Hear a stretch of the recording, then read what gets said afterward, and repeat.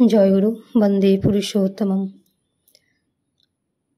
পরমপ্রেমময় শ্রী শ্রী ঠাকুরের কাছে অনেক মানুষ তাদের অনেক সমস্যা এবং জিজ্ঞাসা নিয়ে ঠাকুরের কাছে আসতেন।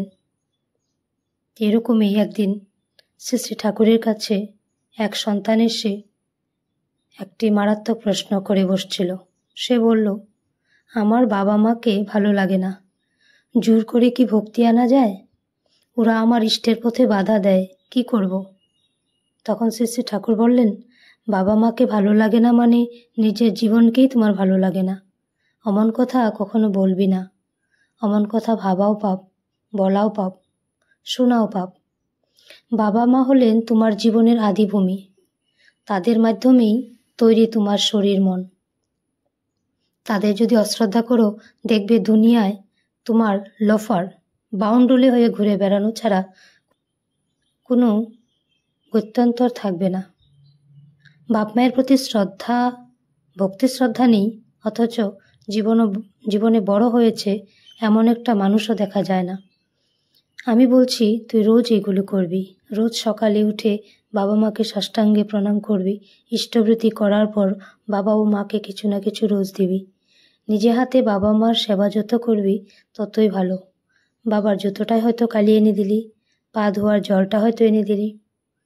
রান্না করতে করতে মা ঘেমে গেছে, তুই গিয়ে হয়তো পাখা দিয়ে বাতাস করলি। নিত্য নতুন ভেবে ভেবে বের করবি। আর বাবা মার সন্তোষ ও শান্তি যাতে হয়, হাতে কলমে তাই করবি। কয়েকদিন এই করে দেখ, তখন দেখবি মা বাবাকে কত মিষ্টি লাগে। বুঝতে পারবি তারা কি বস্তু।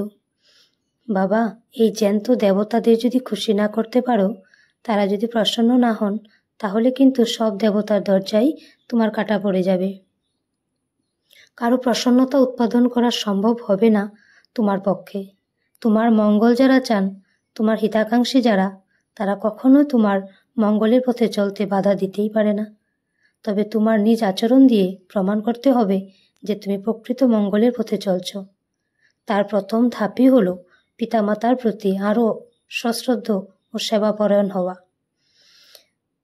তোমার ঠাকুর ধরার ফলে নগদী এই শুভ পরিবর্তনটা যদি তারা দেখেন, তাহলে তোমার সঙ্গে লড়াই করতে যাবেন কোন দুঃখে? সেবা খুব দিতে হয়, খুব মান্য করতে হয়, কিন্তু ইষ্টের ব্যাপারে খুব ধর্মমত্ত থাকা লাগে। আলোচনা প্রসঙ্গে জয়গুরু বন্দে পুরুষোত্তমম। সবাই ভালো থাকবেন, সুস্থ থাকবেন, এই প্রার্থনা করি পরমপিতার আতুল চরণে। জয়গুরু।